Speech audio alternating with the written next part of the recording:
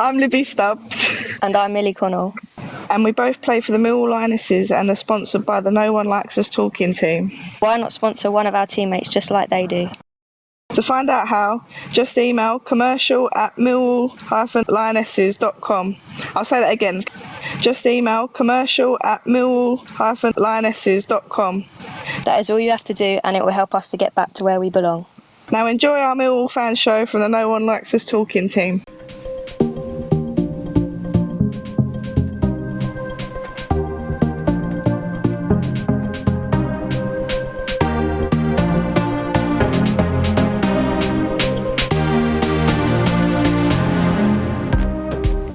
Bethany Warren here, and you've joined us for the weekly Our Millwall fan show with the Millwall No One Likes Us talking team, which is broadcast every Friday evening. Enjoy! Welcome to the 2021-22 series of the Millwall No One Likes Us Talking's Our Millwall fan show. In the 19th show in our new freedom post-lockdown, or so it would seem at the moment. I'm your host, Eamonn Barclay, and with me I have the No One Likes Us talking team of Debbie Julians, Jeff Burnige and Patricia Maslin. Not everybody likes them, but they don't care. Well, the concerns of both Stan and Diana came home to haunt us on Saturday as the Lions lost at the Western Home Stadium to Peterborough. Debbie, how are you? Good to speak to you this evening. Yeah, I'm good. It's a very odd day on the 17th. This is, unfortunately, pleased that I always had him and everybody else did at Millwall, but it was the day that my dad climbed the stairs up to heaven. So it's the anniversary of him, but we must celebrate his life. So that's that. Absolutely. So talking about the game.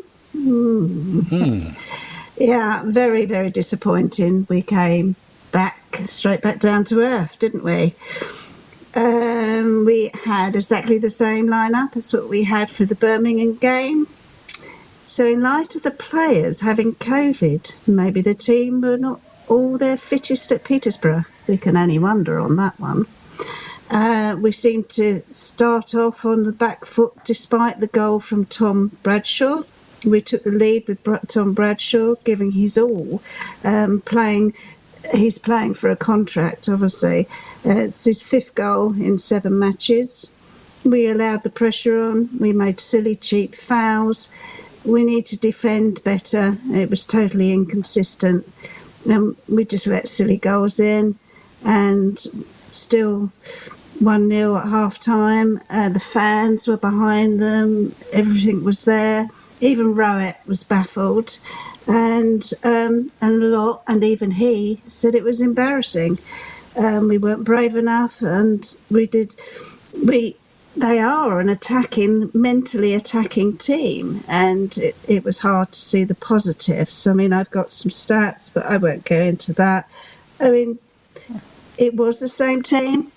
Maybe it was down to COVID. Maybe it was. We'll not know. We'll have to wonder about that.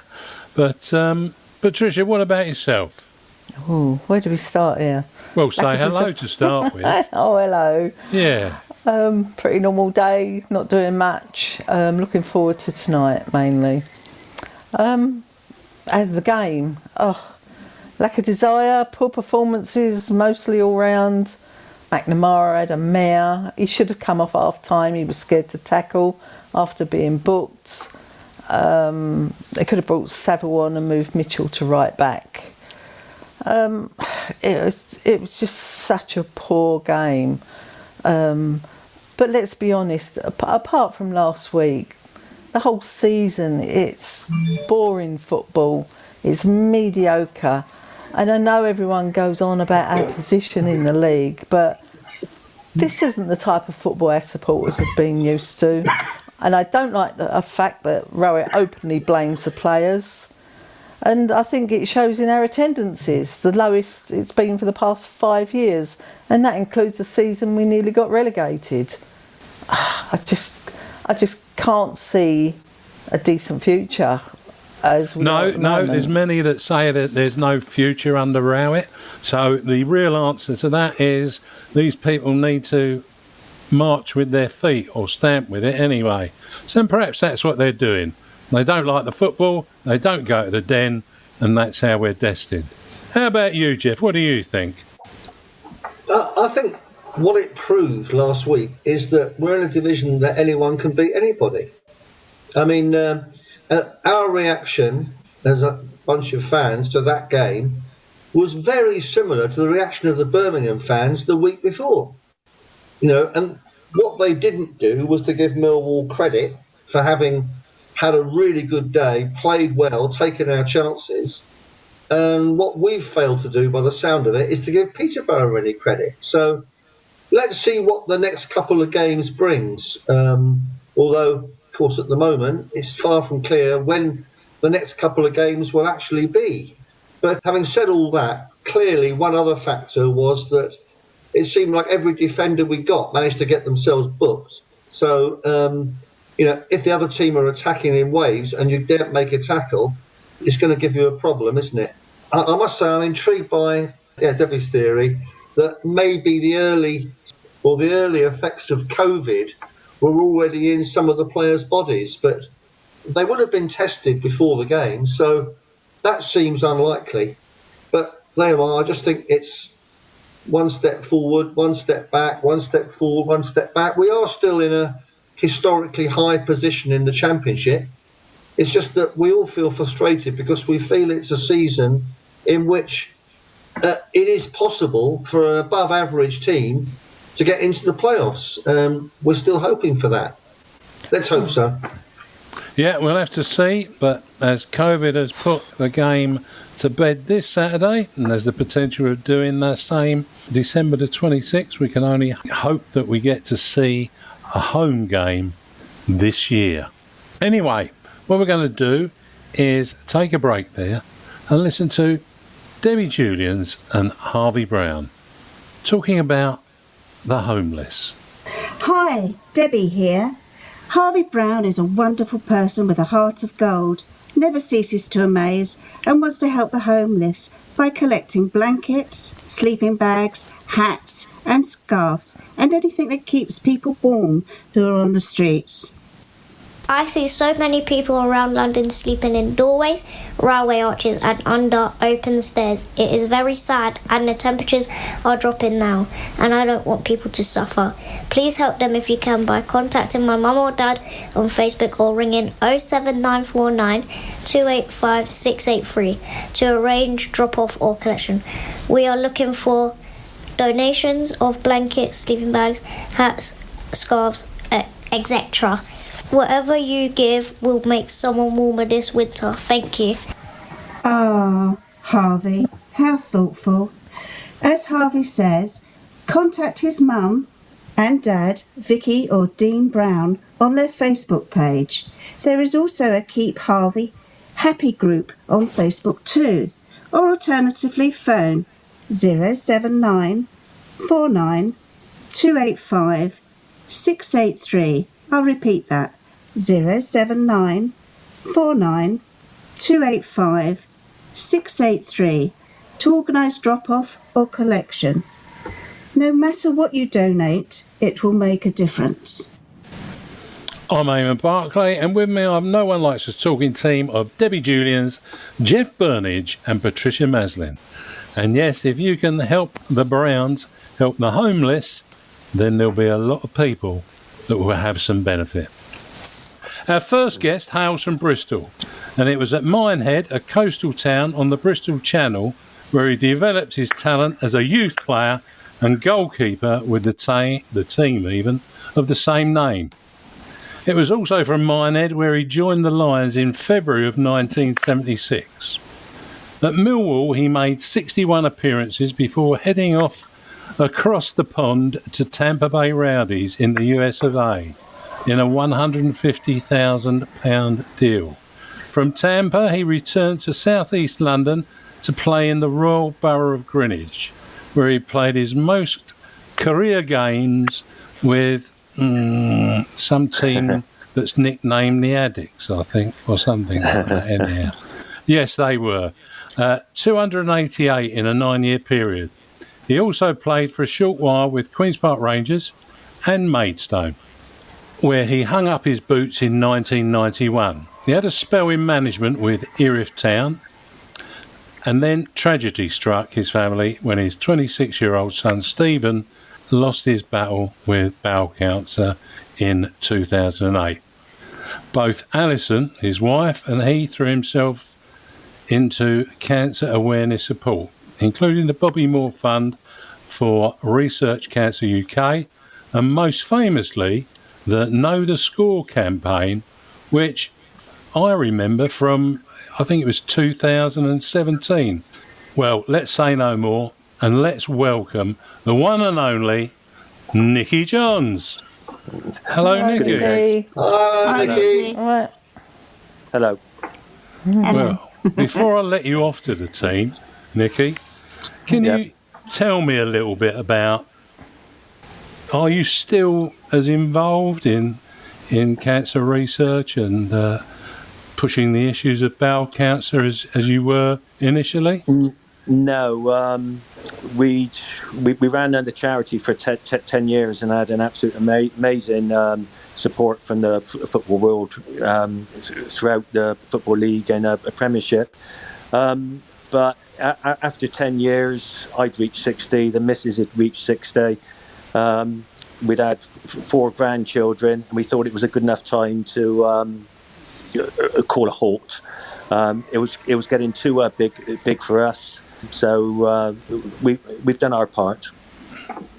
Yeah, there's a similar story to former Millwall player Colin Cooper, who went through a different set of circumstances, but they did a similar affair, him and his wife. Well, you did do some great stuff, I know that, during that time, and the support in the football world was fantastic. Well done. Well done, all of you. Thank you. Hello, Nikki. It's Debbie here. And before I ask the question, I got to say, very sad for your loss, and well done in doing what you did, and your wife. So my question is, happily playing on the Bristol Channel coastline with Minehead, and then coming to London to join Millwall. How did that come about, and what were your first impressions when you arrived in Bermondsey and saw the Den? I was lucky enough that a manager of mine, Bob Boyd, he's passed away now a few years ago. He took a chance on, he replaced his experienced goalkeeper who played league football with Arsenal and was a seasoned pro, with a young 18-year-old lad he'd watched every Sunday morning. I was 18 when I made my debut for them. I played 12 games, and they were a real top class side, not non-league side. They won the league after I'd left. They were a point away from Wimbledon when they come into the league, and they had great cup runs after. I played up at Dartford on New Year's Day, and it was a top of the table clash with between us and Dartford. I think Dartford were 5 points ahead of us. There was only 2 points for a win then, but back in those days, and we had three games in hand, and we beat them 1-0. I had one of those days. I think throughout your career, you have if you have 5 or 6, you are really lucky. And watching was a Theo Foley. He'd gone to watch the striker Jimmy Jenkins, who was a prolific scorer in the non-league scene, and he'd watched me in the warm up. I had no gloves because we didn't use gloves in those days. It was a real miserable wet day. He liked what he saw in the warm up, and he was impressed with the angles I took up, and he watched the whole game behind my goal. And then within 5 minutes of the final whistle blowing, Billy Neal come into the dressing room to speak to manager Bob Boyd to say Millwall wanted to sign me. And really, my whole life was, from a real young age, I wanted to play football. Football was a be-all and end of life for me. Whenever I could play, I played. Always wanted to be a goalkeeper. So Theo started my dream come true. Coming up to Millwall, to be honest, it was a culture shock. I'd come from originate from Bristol. I lived up, close to the farms. We're at the top of the hills. It was just a real easy life. I can remember I always say the first day I drove up to Millwall. I drove up with my future wife Alison. We drove down the Old Kent Road, and she said, "Where in the hell have you brought me to?" And then we go drive into the Den, and I was always brought up with the famous Liverpool sign, "Welcome to Anfield," as the players are running out. Now you walk in those days. You walked into Millwall, and the players' entrance. You had a brick-built wall up with a mud bank with a white sign on it. It was typical of a cricket boundary sign. Was "Welcome to the Den." You then walked through prison bars to the dressing rooms, and that was as good as it got. But I must say, it was one hell of a club. Real brilliant club for me. The players, the supporters. I can never speak highly enough of them for the support they've given me throughout my life. Right. Evening, Nikki. Nothing like the Den. Evening, Nikki. It's Pat here. Fantastic memories of your time with us. Gordon Jago was at the managerial helm along with Jeff's dad in the boardroom. Can you tell us about your experiences with Gordon and the fondly known Bernie? To be honest, in those days we didn't have much to do with the boardroom. It was very much players' boardroom, and that was that. But Bernie always come over, really nice fella. Along with there was a chairman. It's a QPR when I went there. Those two were the outstanding chairman. Really nice people, not the cutthroat that you see in football. They were just generally nice people. I can remember, the first time I went into the director's box was the day I signed. Me and Alison, I think it was prior to the Warsaw game, the year they went up from Division 3. And it was lovely. Everyone was chatting. And then at half-time, I had to sign. So they took me into, I thought I was in the boardroom, but I went into the proper boardroom. This was men only. My wife wasn't allowed, and she looked at us, "Oh my God, you're leaving, mate." And I've signed, but that was the days. It was, everything was different, and we accepted it. And my only other time I went up into the boardroom was a year Gordon left for Tampa Bay, and George Petty took over, and we looked as though we were going down. I think we won our last 5 games, and we stayed up, and it was a midweek game. And I think it was Mansfield, hammering down with rain. John Seasman scored, and we won. And we was all invited up then to the boardrooms for jelly deals and cockles and champagne. I can remember driving home that night with a couple of the apprentices, Peter Glazier, who went on to have a good career with Northampton. We were absolutely paralytic. My head was out of the car driving home. It just wouldn't happen now. But greater memories. And Gordon was a real lovely man. You would trust him with your life. I could not have been in better hands. Before I signed, my mum and dad didn't even know where Millwall was. I'd never been out of Bristol. Sorry, I'd been to Paynton the year before on holiday, and I met my future wife. I'd never, no need to go to London. And Gordon come down one night. A wet night. My brother, who was only 8 at the time, opened the door. Oh, it's a football manager, and he sold Millwall to my mum and dad, and they believed, and he was true to his words. Him and Theo, they could not have looked after me, better. A real lovely man. You know, privileged to have played for him. Right. Brilliant. Nikki, it's Jeff. Was Brian King still with the club when you signed, or had he just left? No, he'd had just left, and Ray Goddard took his place, and Ray was in goal for the side. They went up from Division 3. Ray Goddard was a first team keeper, and he couldn't have been more helpful to me. He spent a lot of time talking and giving advice, and he had a outstanding season. I think from the time I signed, I don't think they had lost a game and ended up going up.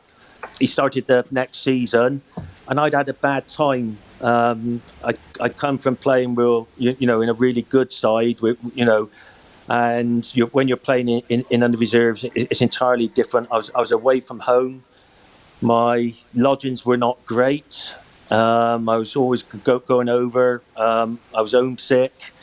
My accent didn't do me any good at all, because the Wurzels were at number one in the hitter parade with, I've got a brand new combine harvester. I walked into the Millwall dressing rooms with moccasins on, which was high fashion in Bristol. I was absolutely mullered. Dave Donaldson and co. I told someone, someone the other day was on about, the players and how it is now. You can't say anything to them in case they're bullied. My God, I went through a lot. To the extent I used to have to travel to all of the away games, as give me experience and all that. And I'd sit down for a pre-match meal, and I wouldn't say anything. That everyone was into the London Cockney rhyming slang.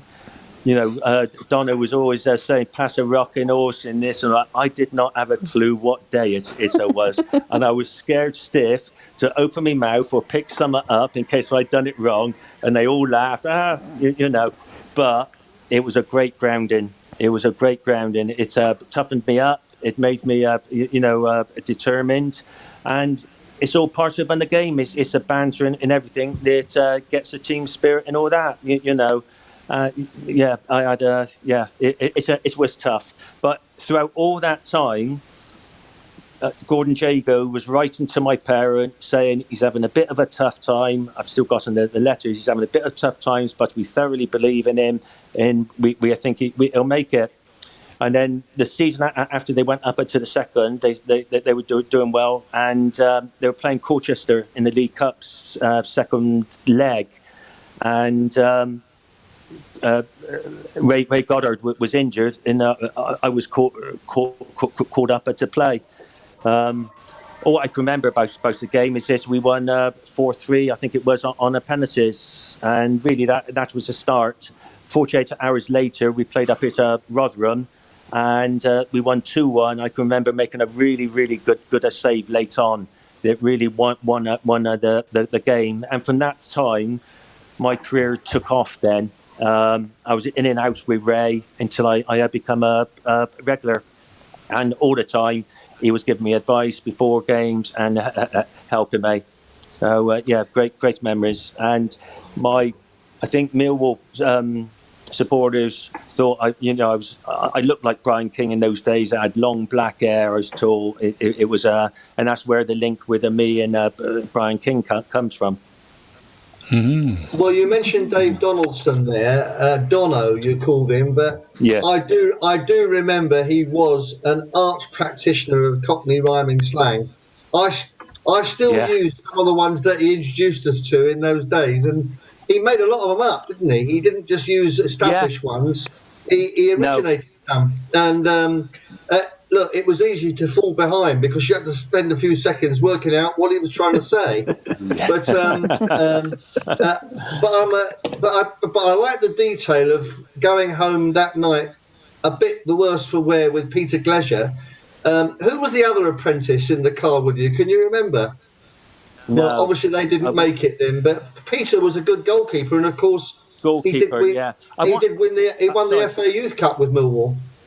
He did, yeah. I want to say Dean Horrocks for some reason, because he lodged with me. We lodged with some people. I went through lots of lodgings. I can remember the first lodgings Theo took me to, and he always believed in the Irish people.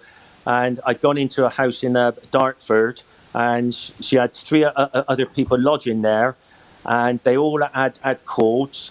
We had to have our evening meal, sat on the arm of a settee on a fold-down table. I lasted one day there. I just couldn't stay there, and that's how it was all the time. And then eventually I went and lived with Theo Foley for 6 months, and I was part of the family, and we're still greater friends, with Sheila and the kids now. They really took us in. And then Ted Buxton got me digs in Dulwich with a lovely couple. The girl had lived in a house on the common with her parents upstairs, and she lived downstairs with her 3 girls. Her dad was just like a Dell boy, and he was brilliant. They were still close friends, and we think the world of them. So. I was lucky in the end with the digs. Well, you was lucky you never picked up that Irish accent off the old Foleys for 6 months. It's Debbie here. I just want to know whether you picked up any of the rhyming slang. The what, sorry? Did you pick up any of the rhyming slang? No. I was never... I'm a Bristolian, I still got my accent. I'm still really proud of where I come from and my accent. And it was too much for me to take in all of it, because it's said and gone. If someone does something and they laugh and it's over. So the best thing was not to get involved in it at all. I had enough problems. Trying to keep the ball out of the back of the net. So no. There's one quick question I wanted to ask you. Quite a lot of players, including my dad, used to put his boots on in the correct order in his mind. Yeah. Otherwise, it was dreadfully unlucky. Did you have any sort of superstitions before you went on the pitch? I always strap my wrist up. And that comes from really talking to Phil Parks, because it just made them stronger. Really take and in my hands, I always take as I've got further down the career. Really, it's a Charlton, and I always liked to be second out. Always wanted to be.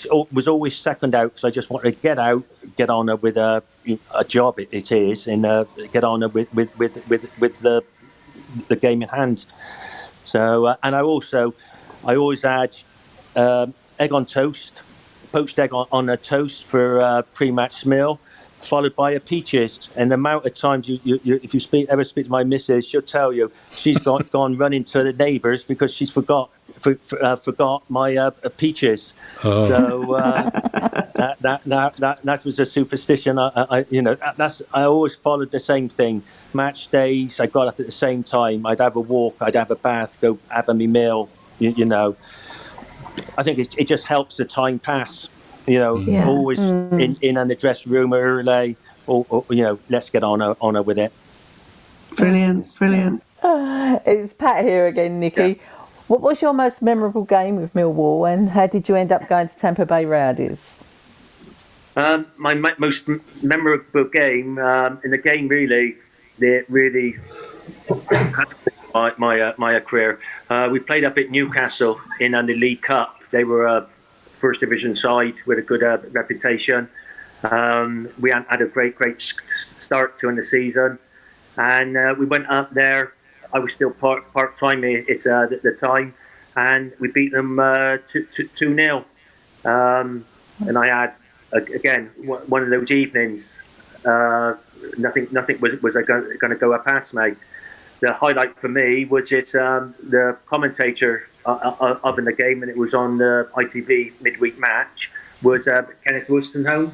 So to have him commentating, in talking about me with his links to on the World Cup was absolutely fabulous. Wow. And from there, I was in and out. I played in the following round up at Aston Villa in the quarterfinals of the League Cup, and we lost to a good Aston Villa side. I think it was 2-0. You had Andy Gray, Little up front, so they were a really good side. They weren't far off pushing on to the great side they had.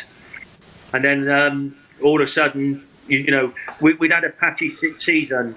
We were struggling a bit. We were Gordon had brought in some good signings. Brian Hamilton, Brian Chambers to add to on the team list that we had, and I was lucky enough to play with Barry Kitchener. And defensively, we weren't bad. We had Terry Brisley in a central midfield, Phil Walker, Phil Summerhill. And everyone thought this, and the players that they'd added would be the making of us. But I think part of the problem we had, we played like most clubs played in those times, 4-4-2, and to accommodate all the players we had, Gordon and Theo looked to change it to 4-3-3, and we never got to grips with it. We'd win a few, lose a few. It was a real patchy season. And then all of a sudden, Gordon hit us one day. He was off to Tampa Bay Rowdies.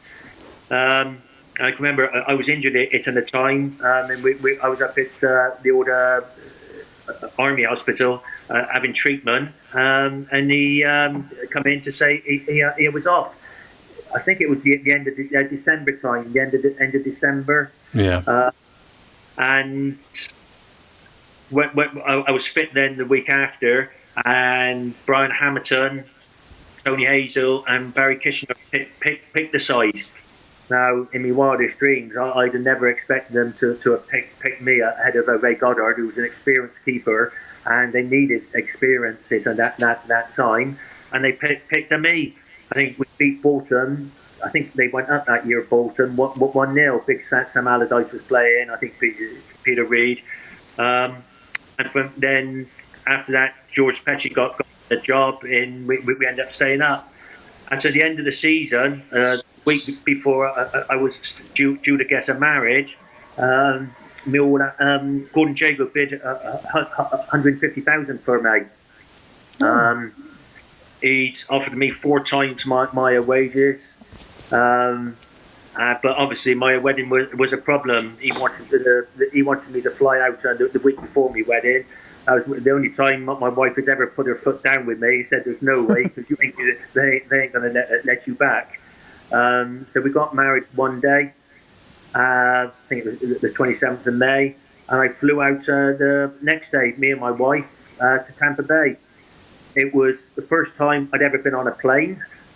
And you can, nowadays it's just common, we take it for granted. So it was a big step for us. I went out, I trained. First of all, they put me in the Bay Harbour, and then Match United were coming to play, and then the season friendly with Tampa Bay, so we had to move me from the Bay Harbour, because they were staying in the Bay Harbour, and there was talk at the time that Match United had looked at me, and West Ham, lots of clubs, Ipswich, but nothing was forthcoming. So I wasn't sure about a sign-in. As we landed, we fell in love with Tampa. It was lovely and hot. I loved the sun, the palm trees, never been abroad. And, what a life this could be. And NFL was, they reckon they were about to get a big crowd. Tampa were having big crowds. And I wasn't sure. I trained a few times. It was really hard training, breathing. I couldn't do the work that I wanted. I then went and watched 3 games in San Diego and Vancouver, and I wasn't sure, because in I think San Diego they had a pitch. It was part baseball, part astro pitch, and part grass. I'm thinking, I'm used to. I know the pitches weren't great. It's anywhere in the football league, but this wasn't what I wanted to play on. And eventually, Gordon, on the day I had to sign, I phoned George Petchy, And I said, and I all the time I had something in my mind saying, "This ain't for me. I'm not." I had more. I wanted to achieve my lot in England. Phoned George Patricia, and he said, "Too late, son. The money's been spent. We have no money. You've got to go." So I think, that's all I can do. And then Americas were so far ahead of us with everything. The players' names on the back of the shirts, the players with the supporters, and after the games, everyone would get together. They had a big press conference with supporters, having food and all that. The TV cameras for my signing. Me and Ali pulled up in a chauffeur-driven limousine.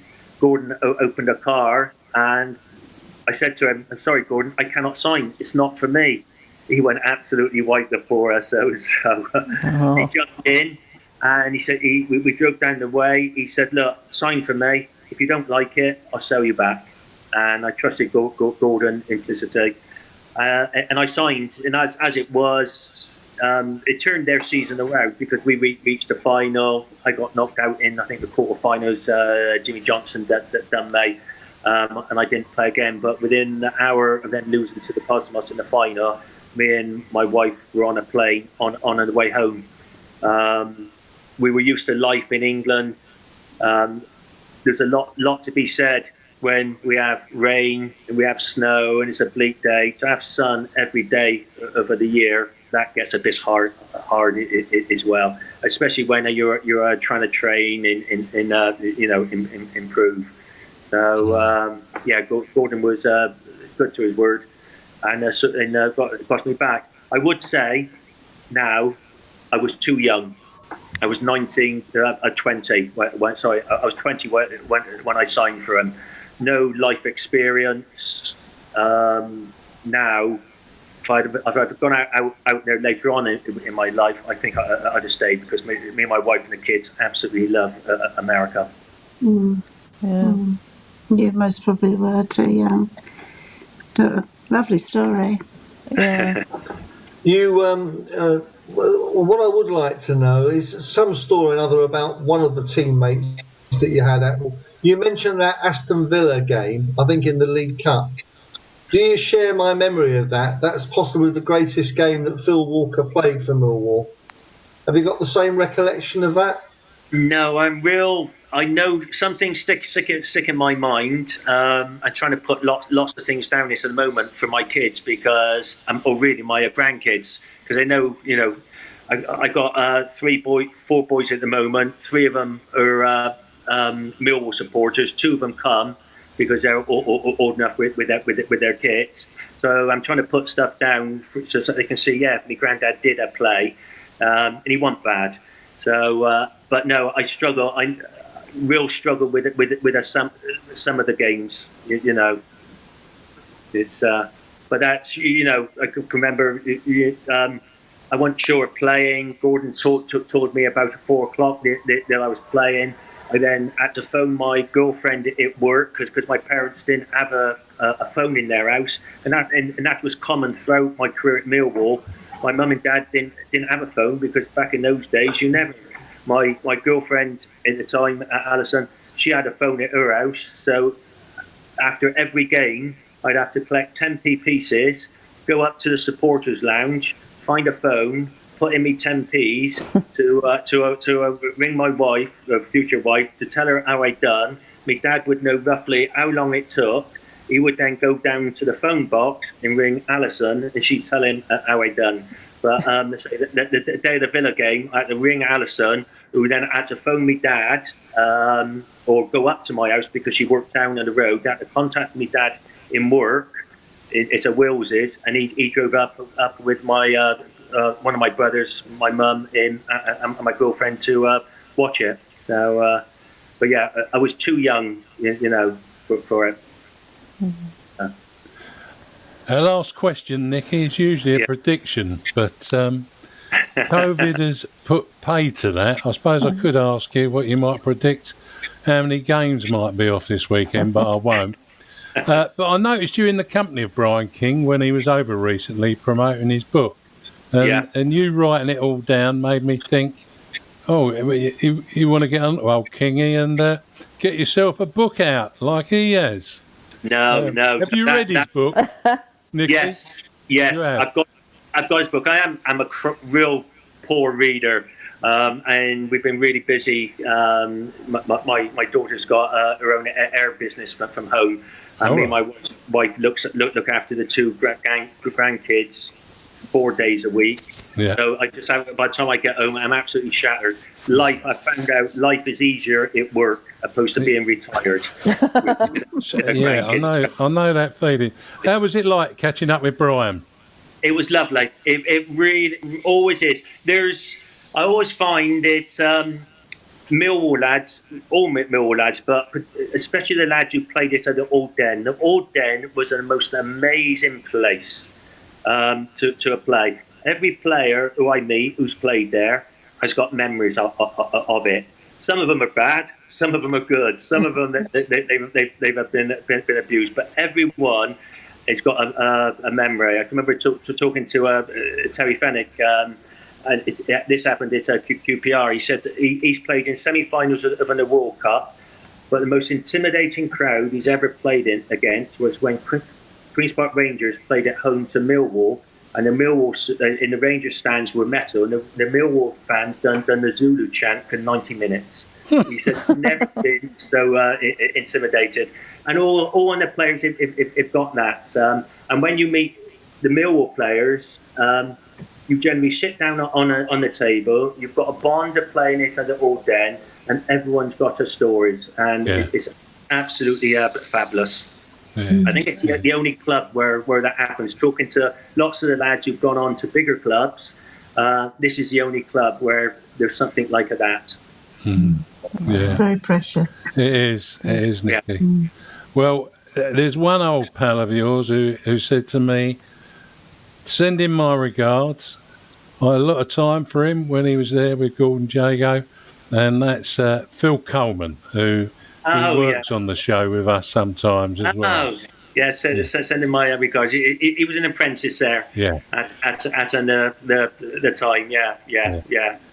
Yeah. Well, I'm sure he'll listen to that now when it goes out, and he'll be delighted. Anyway, Nikki, it's been a pleasure to talk with you about some of the things that happened during your time with us. Sadly, the time you were at Millwall, well, not sadly, but the time that you were at Millwall was a great time of change, and we never have enough time to ask all that we ever want to talk about. So we'll have to get you back some way down the line in the future, not too far. But all the best wishes for Christmas and the New Year to you and Alison and all your family. It's been wonderful to speak to you, Nikki. No, it's been a pleasure. Whenever I absolutely love the club and the family do. Thank you. All right. Yes. Well, bye for now. Yeah. Bye, Nikki. Bye. Bye-bye. Good night. Thank you. Have a good Christmas. Good night. Yeah. Thank you. Hey, Nikki Johns. Well, there you go. What a character. Well, we'll have to take a break there and listen to Bethany Warren and an ongoing Millwall Community Trust initiative. The Millwall Community Trust is offering children and youngsters aged 6 to 14 who play football the opportunity to attend their new Millwall Community Trust Player Performance Pathway. The Player Performance Pathway has been designed to create a clear route into the Millwall Academy for players with the required ability. The new pathway will also create a performance squad to represent Millwall Community Trust in the Junior Premier League for the 2022-23 season, as well as a development squad who will compete in showcase games over the course of the season. Trials are ongoing, so if you are interested, please email Tim Sells for a form and he will send a link back to you. Once completed, he will then contact you about upcoming trials. This is a fantastic opportunity for players who want to take their game to the next level. Email Tim on tsells@millwallcommunity.org.uk. That's tsells@millwallcommunity.org.uk. I'm Eamonn Barclay, and with me I have the No One Likes Us Talking team of Debbie Julians, Jeff Burnige and Patricia Maslin. That is an ongoing programme. And when I say ongoing, it's going to be ongoing for a long time. And the hope is that it will unearth the best talent that can be found for the benefit of both the Lionesses and Lions Academy teams. Next up, we hear from Ellis Barr.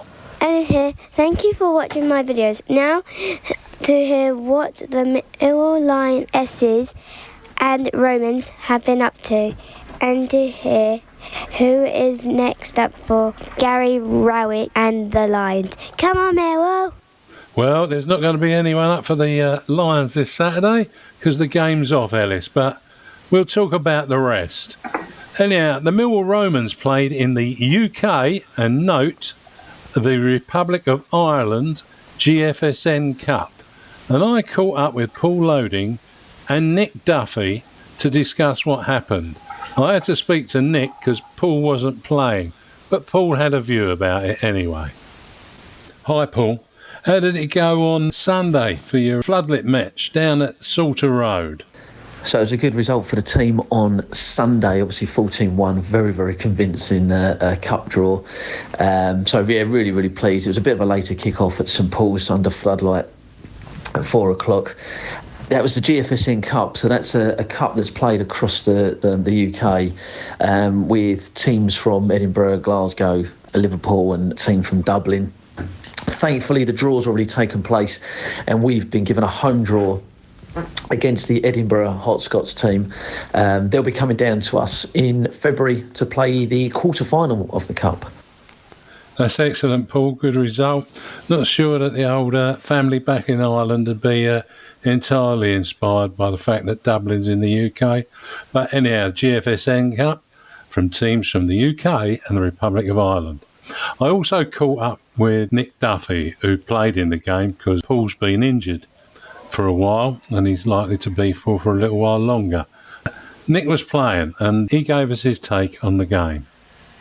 So the game went obviously very well on Sunday. You know, it was a very good result. Left-footers, don't normally play in our league, and we got drawn them in the cup. But I think, the team was very, very professional. You can only play what's in front of you. And we said before the game that we wanted to play quick, sharp football and to move them around. And, that's what the team did. And I can't fault anyone, really. It was positive from start to finish. Yeah, so there was also a couple of, first goals for everyone, so it was nice to have the goals shared around, which was quite positive. I think there was something like nine different goal scorers, so positive all round, everyone contributing throughout the team. So yeah, overall positive result, and we've been drawn with Hot Scots at home in the next round, so very looking forward to that, and hopefully going one step better than last year where we got to the final. So yeah, it's looking positive. Well, that's excellent. Looking positive. 9 different goal scorers. Wow, that's pretty good going. We could do a few of those at the Den.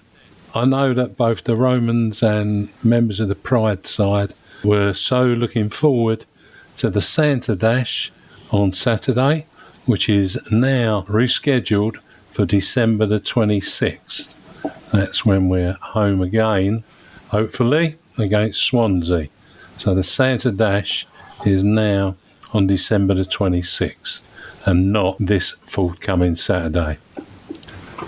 Well, the Lionesses faced Denham United ladies at Salter Road, and our roving reporter, Jeff Burnige, was there to witness the action. Millwall Lionesses returned to winning ways in the London and South East Regional League with an emphatic 3-0 win over Denham on Sunday. Manager Jack Wheeler reconstructed his back four with 3 teenagers plus the more experienced Amy Nash at centre-back. Sophie Chapman and Millie Penfold had joined a couple of months ago as midfield players, but both looked accomplished defenders in this match. Chrissy Wiggins was back in goal after a nasty bout of COVID and was delighted with her clean sheet. Unfortunately, two forwards, Lottie Iverson and Liz O'Callaghan, were both substituted with injury early on in the match, and this goes some way to explaining why it took so long in the game before a penalty from Maisie Joyce and a cross-come shot from Millie Penfold clinched the win. Chloe Burr, playing in midfield, had got us off to a 1-0 lead with another brilliant goal in the first half. But the competition for starting places has now greatly intensified, and this will please Jack Wheeler and Alex Russell, the management team, as they go into the second half of the season in the new year. The Lionesses are lying fourth in the league, 4 points behind Dartford, with a game in hand.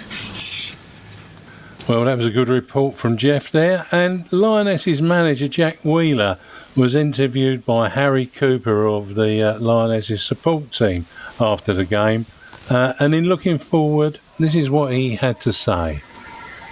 Back in 2022 and carry on the form that we've picked up since you've been in charge? Absolutely. So we've made some real positive strides in the last probably 2-3 months that I've taken charge. Managed to obviously get ourselves off the bottom of the table, and we're now looking up rather than down at this moment in time. So as long as we can keep progressing, both on and off the pitch, that's going to make me a happy man. But I know that the girls' attitude since I've come in has been second to none, so a big thanks has to go to them. Obviously buying into the methods of what I ask and the intensity of what I ask for in training, and no, they've been really good, and I just hope that it continues into 2022. Yeah, and that's what we want to hear. Anyhow, the Millwall Romans continue their conquering. Well, they're all conquering, and the Lionesses return winning ways. What do you think, Debbie? Well, from the video of the Lionesses game on Sunday, which actually Jeff told me about, and I had a little look, which is on their website and Twitter account, they had great support right from behind the goal, and having 33 shots at the goal and only 3 scored, Jack and Alex will be practising on finishing, I would have thought. I think they're really trying, they're pushing, they're going for it, and I think we'll see promising things happening. The next fix, there may be a friendly in between, but they resume next year, which sounds odd, on the 9th of January with the Dulwich Hamlet away. And in the next year or two, they will be in the National League, hopefully. Also, I wanted to comment on the Billy Mitchell and Kelly Webster, and I think his name's Jamal, from the Romans. Jay Lamonius. Thank you. My pronunciation is terrible. But what a lovely, interesting video. Please go to the website, Millwall Community Trust website, and have a little listen, and you'll have a lot of understanding about the Romans as well. That's fantastic, Debbie. Just to add to listeners, don't have to go to the Community Trust website. All of those videos, including the Rainbow Laces, the interview with Jack Wheeler, and the Lionesses goals, are also on Millwall No One Likes Us Talking's Facebook page, all available for everyone to see too. So, not too bad at all. Pat, what's your thoughts? I was intrigued when Nick said that 9 out of the teams scored on their 14-1 cup win. Yeah. We're taking out the keeper.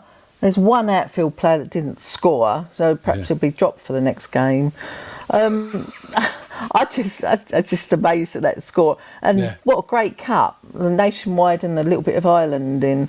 That looks really interesting. And especially if Millwall aren't playing, it'd be great to go along and watch one of those games. They're really nice blokes whenever I go down there. Absolutely great. Lionesses 4th in the league. Can't argue with that. Good luck to them. Yeah, I'll make the trip down on a Sunday, I think, to see that game against the whatever they are from Edinburgh. It'll be a good afternoon, I think. Absolutely. I'll even go to Dublin if that's where the next semi-final's on. We'll wait and see. Okay, Jeff.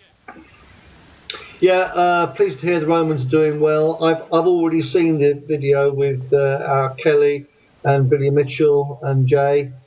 Really good to see Billy Mitchell on that video. What an amazing ambassador for the club he's turning out to be. Yeah. Debbie mentioned the fact that the Lionesses were well supported on Sunday. The crowds are beginning to go up again now to the levels that they were at before we had that dramatic enforced relegation in 2019. I really can only recommend people to come down and see this team. They give their all, and they're very motivated to get Millwall back up the pyramid. And I don't think the National League will have to wait very long for a reappearance from Millwall Lionesses. Get yourselves down there on a Sunday afternoon. That's all we can say, and it is good to watch. There's no doubt about that at all. I was talking to Paul off recording. He really does believe they're in with a big chance of cracking the GFSN and also the league this year. It'd be great if they do that. And all of them are so proud to play under the Millwall umbrella. It's quite incredible. Absolutely incredible. Lionesses, well, yeah, they haven't stopped improving. And there's a few hiccups along the way, but as I say, that Fulham side is particularly strong. It'll be interesting to see how we measure up against Ashford Town next in the new year, because that, I think, will show a measure of progress.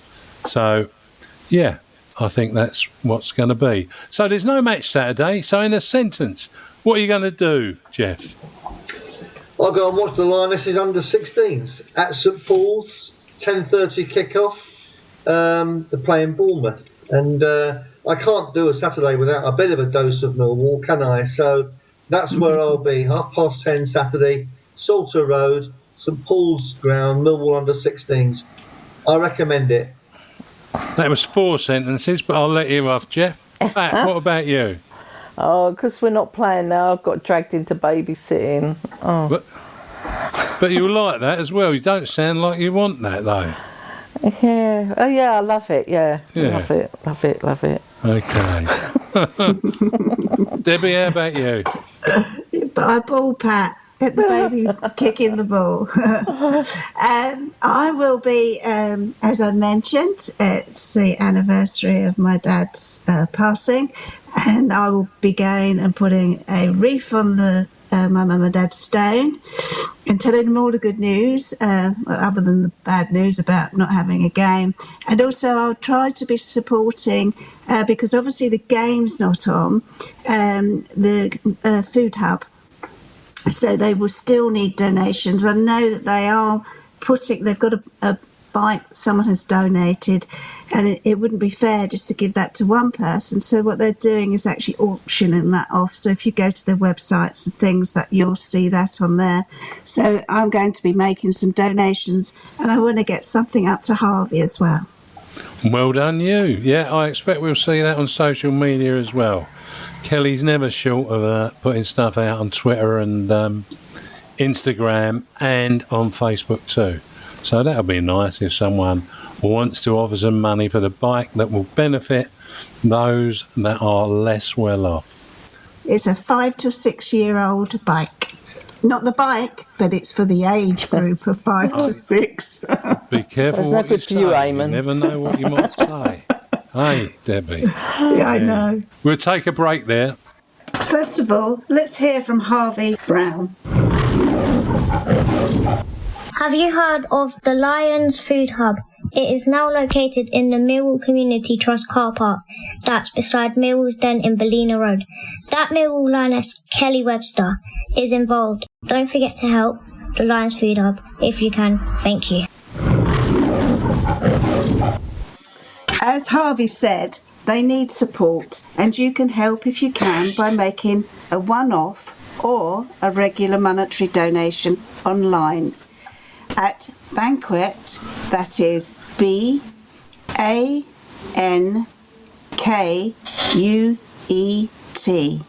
Or on a Saturday, you should make donations pre-match at the hub, about 50 metres down from the Lions store.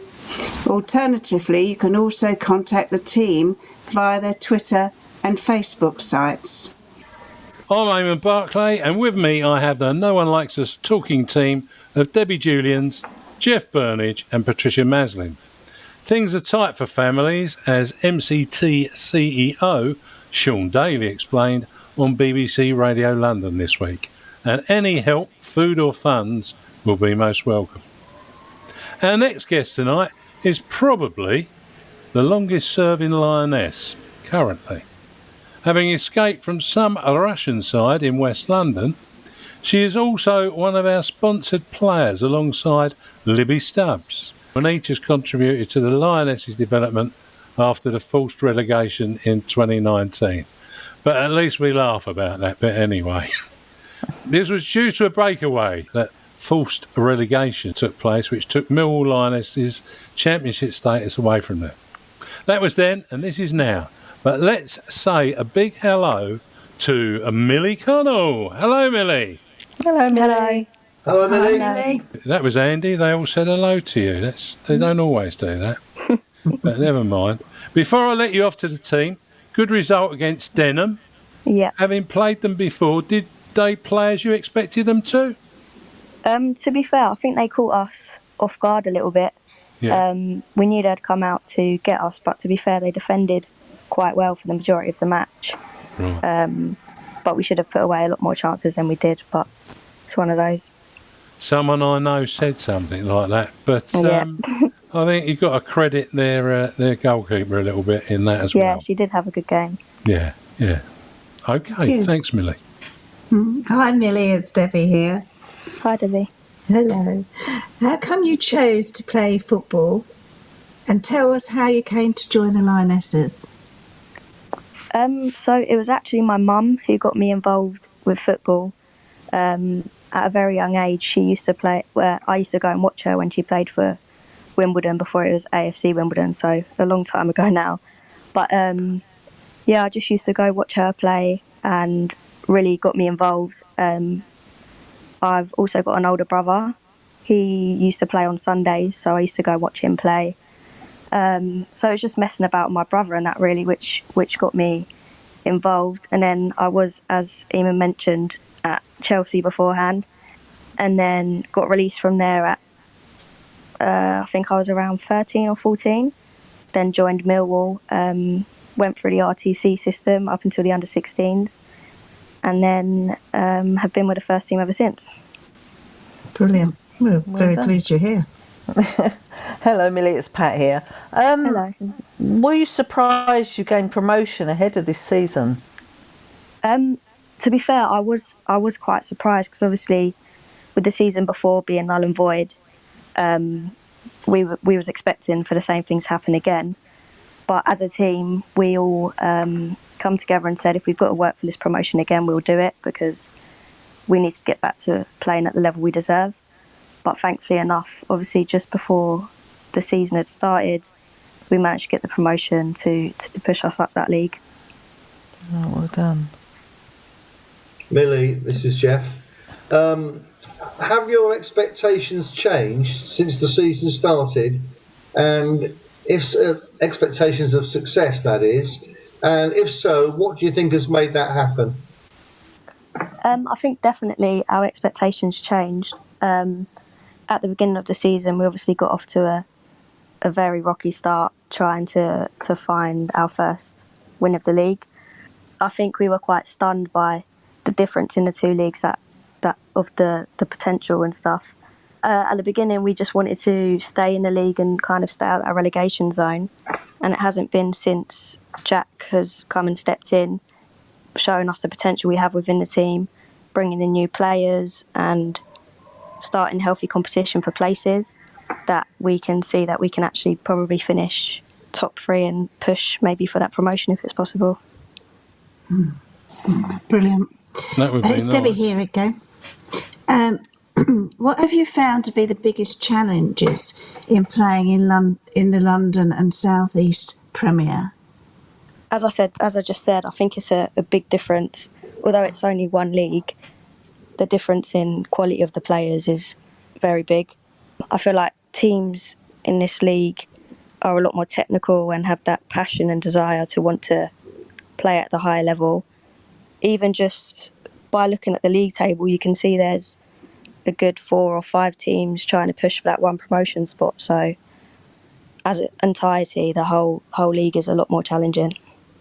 I've watched you a few times, and the willpower's certainly there.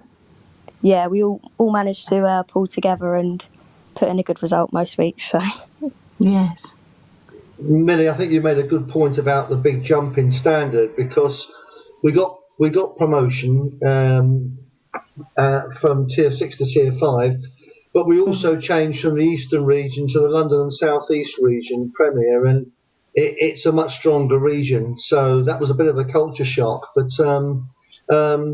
it looks as though the year is going to finish up on a high. A couple of tricky results recently.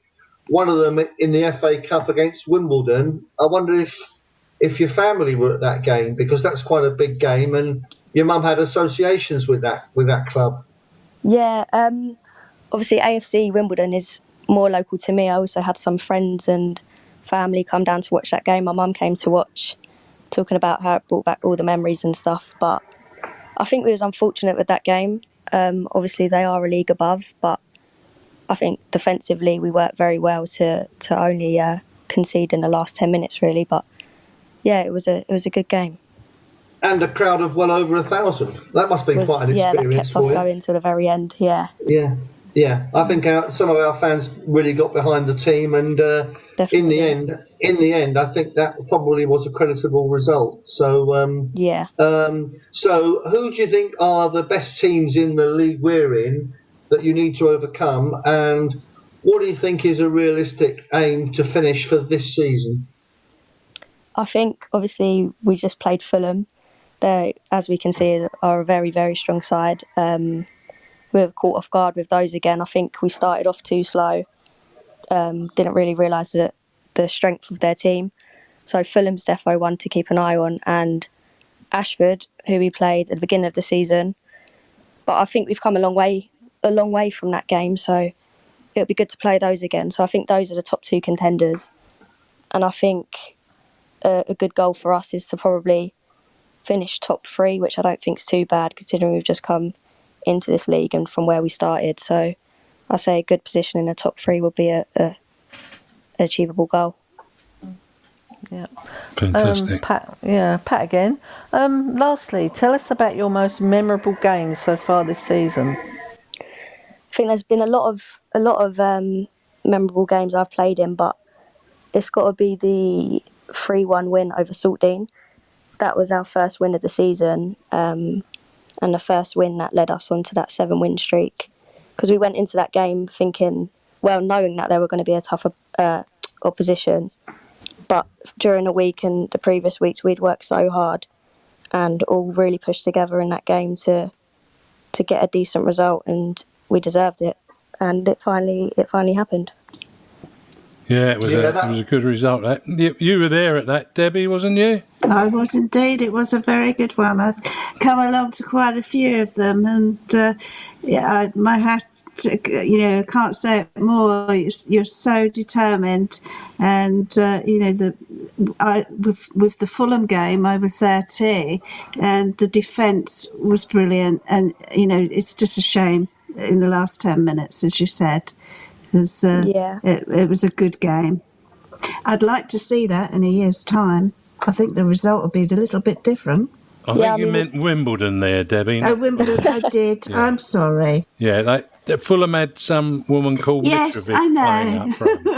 That was all right. Sorry about that. It must have in the Fulham game, it was the first 10 minutes that was the problem, not the last 10 minutes. Sorry, I did get mixed up. Apologies. Did they have Mitrovic's sister playing for him up front? Must have done, wasn't they? I thought. Must have. Never mind. Yeah, look, Millie, thanks for joining us this evening. I'm sure we'll hear from you before the season ends, and I look forward to seeing you play at Whiteleaf, which is very close to me, and at Salter Road this season. Until the next time, all the best to you and yours. Have a great Christmas and a happy New Year from all of us, and bye for now. Thank you. Millie. Goodbye. Bye, Millie. Bye, Millie. Bye. Good old Millie, eh? We'll take a break there and then hear what fantastic fanatics can do with a little bit of help from ourselves. That's all of us. Hi, I'm Richard Gordon, and I'd like to invite you to become a Fantastic Fanatic. Fantastic Fanatics is a great way to raise funds for your sports club. Sign up today, find your club, and securely register your everyday debit and credit cards. Every time you spend with our retail partners, they pay a percentage back to your club. It costs you nothing, and you can win cash prizes along the way. Visit fantasticfanatics.com and help your club be the best it can be. I'm Eamonn Barclay, and with me I have the No One Likes Us talking team of Debbie Julians, Jeff Burnige and Patricia Maslin. Spending for Christmas? Well, why not spend through the Fantastic Fanatics website and bring some Christmas cheer to the work of the Millwall Community Trust by getting the benefit that Fantastic Fanatics pays back to them. Well, people continue to lose their lives to this dreadful virus or as a consequence of suffering with it, as deaths continue and infections are rising now ever so quickly. High numbers are also being hospitalised too. Our thoughts go out to their families, friends and those that take care of them. Additionally, please respect the requirements of transport and other locations in reducing risk of infection to minimise the possibility of a further lockdown. Also, be accepting of the preference of individuals in how they protect themselves. First off, what about sponsoring a player, enjoying a great Executive Lounge VIP package with family and or friends, or just getting behind the club in a number of different ways, and that includes business propositions from advertising to sponsorship? Just contact the lovely Andrew Stead or Marcia Wood in the commercial department to find out more. The Lion Roars magazine has not hit the streets yet. Editor-in-Chief Aisha Smith is back, and we will let you know when the magazine will appear. Good night. Next week, Gary returns for the show on Friday at 8 p.m. to host another panel of surprises. From surprises to game changers, the Proper Blokes Club continues to amass an incredible following, and their walks take on some fantastic strolls. Come along, as you may have heard previously, join Scott Johnson, their leader, in breaking the stigma of men's mental health on any of the walks and talk groups, and there are a good few from familiar locations. Just check out the Proper Blokes Club on Twitter and Facebook for arrangements. This is amongst a number of initiatives and is applauded by former Lion Phil Coleman. Good night from me. Don't forget, player sponsorship for the Lionesses is also available this season, and it would be most welcome. Why not share the burden between a few of you or even a couple of companies? It isn't as expensive as sponsoring one of the men's team. If you can give them some added support, you can find details on their website. Just put Millwall Lionesses into your browser and you should find them easily enough. They're on Instagram, they're on Twitter, they're on Facebook, and I'm sure you can find them. Also, don't forget Millwall Romans and Pride. We'll also like to hear from you too.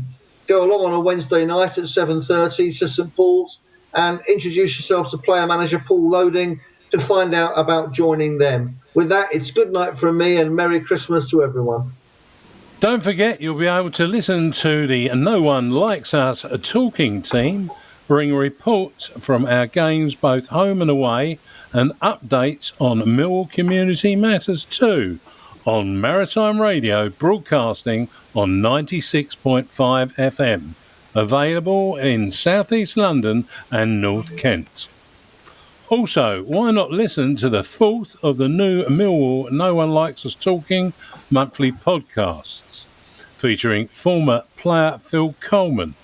Links are on our Instagram, Facebook, Tumblr and Twitter social media sites, and all popular podcast sites too. Well, that's it from me. Thanks Debbie, Jeff and Pat. Finally, let's not forget to keep it safe on the streets out there. And it's good night from me. Have a Merry Christmas, a safe one too. And let's look forward to a better year next year than the one that's gone. Good night.